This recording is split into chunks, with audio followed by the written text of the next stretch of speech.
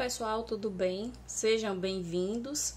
Vamos dar continuidade aos nossos estudos, falando sobre o capítulo 2 do livro de Geografia de vocês, o tema é a conquista do espaço brasileiro.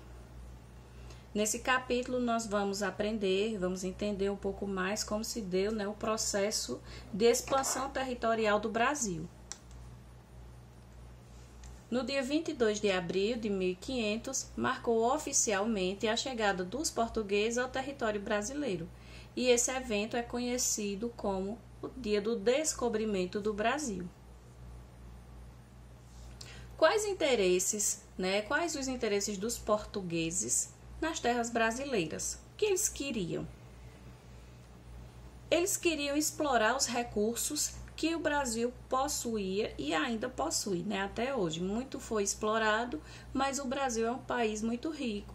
Então, desde o princípio, eles descobriram que o Brasil era um território bem extenso, que existiam vários recursos. As terras do Brasil são um solo extremamente fértil. Então, eles já começaram a ter um olhar diferente em relação às riquezas que o Brasil tinha para oferecer. Vale ressaltar que, desde o princípio, o Brasil sempre foi colônia de exploração.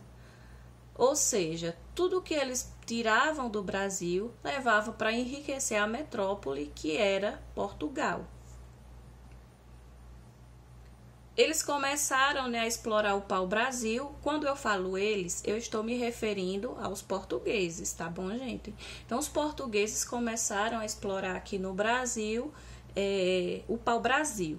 Já descobriram que era uma madeira nobre, que era uma madeira muito boa, que existia uma grande quantidade dessas árvores aqui. Descobriram também que ela tem um pigmento que servia para atingir tecidos. Então, começaram a explorar bastante esse item. Posteriormente, descobriram na agricultura que tinha a cana-de-açúcar, começaram a plantar a cana-de-açúcar. Foi um dos ciclos onde gerou um aumento muito grande da economia no país. Depois descobriram os minérios, a pecuária, e sendo assim, deu seguimento aos ciclos de exploração de vários produtos aqui no Brasil.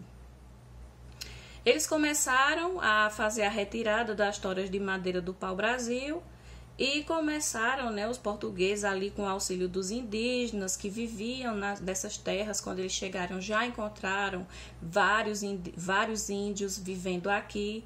Eles começaram a solicitar que eles retirassem essas toras de madeira e, em troca disso, eles davam alguns objetos, como espelhos, como pratos, talheres, objetos diferentes que os índios não imaginavam qual valor possuía, tampouco imaginavam que as madeiras que estavam, as árvores que eles estavam retirando daqui, também possuíam algum valor. O nome dessa troca foi o sistema de escambo, que era a troca de mercadorias diversas pelo pau-brasil retirado aqui do país.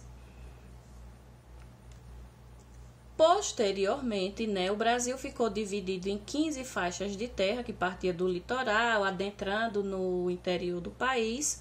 Essas faixas de terras eram divididas na posição horizontal, chamados de sistema de capitanias hereditárias, que é um sistema, a primeira estrutura administrativa do Brasil colônia. Foram 15 lotes de terras cortados na horizontal, que foram doados através de uma carta de doação, que tinha algumas determinações nessa carta, certo?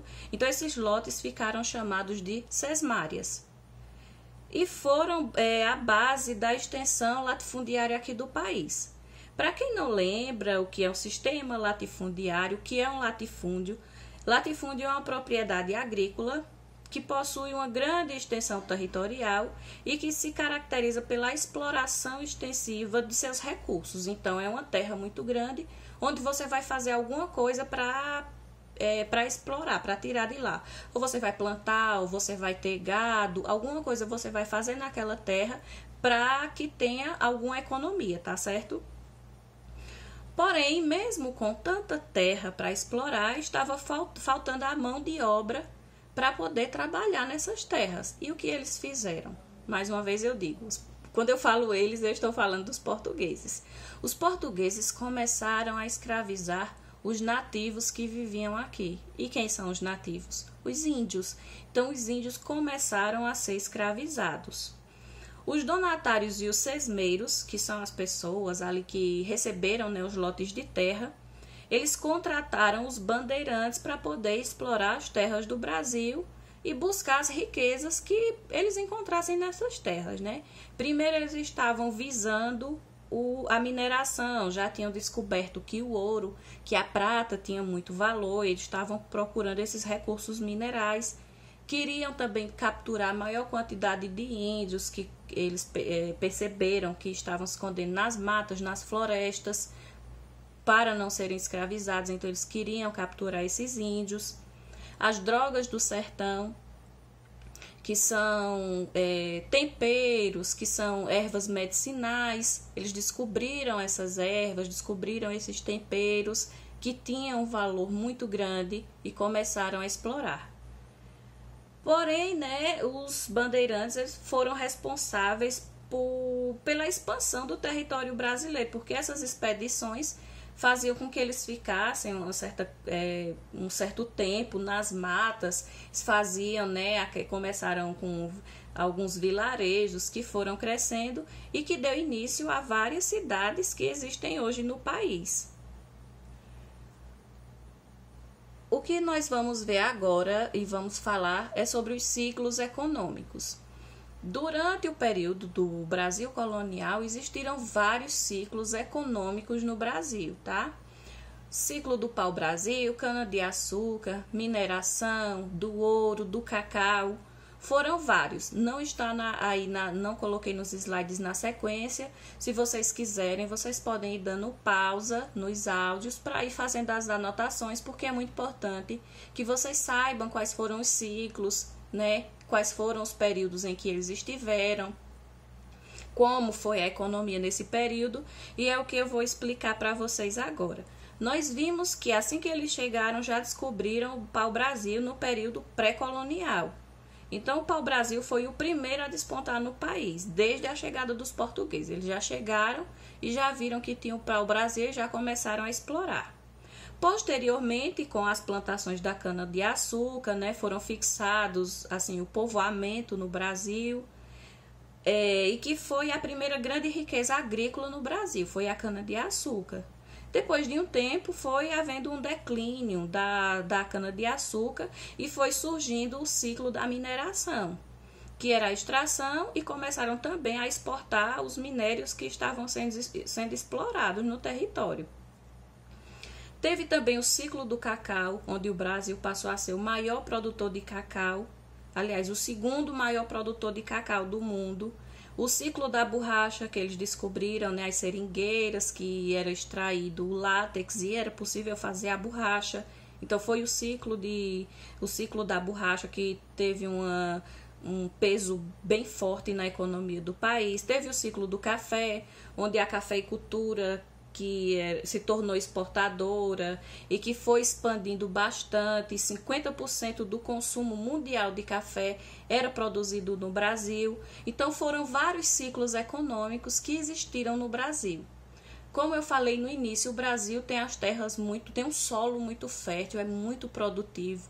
O Brasil ele tem uma extensão territorial muito grande, é um país com dimensões continentais, ou seja, é maior que alguns continentes que existem no planeta. Então, o clima do Brasil assim, é muito diverso, a vegetação, o bioma, tudo isso nós vamos entender nos próximos capítulos. Nessa parte do capítulo, que nós vamos terminar esse capítulo só na próxima aula, essa parte que falamos agora, eu gostaria que vocês fizessem a atividade que tem na página 54. A atividade é do 1º ao 4º. Façam essa atividade e enviem para mim no privado. Podem falar comigo. Se tiver com alguma dúvida, se tiver com alguma dificuldade, entre em contato comigo no privado. todos os dias, né, de segunda a sexta, eu estou disponível no horário de 1 até 5h15. Vocês podem falar comigo e enviar as atividades também. Tá bom, pessoal? Para todo mundo, um cheiro bem grande e até a próxima aula.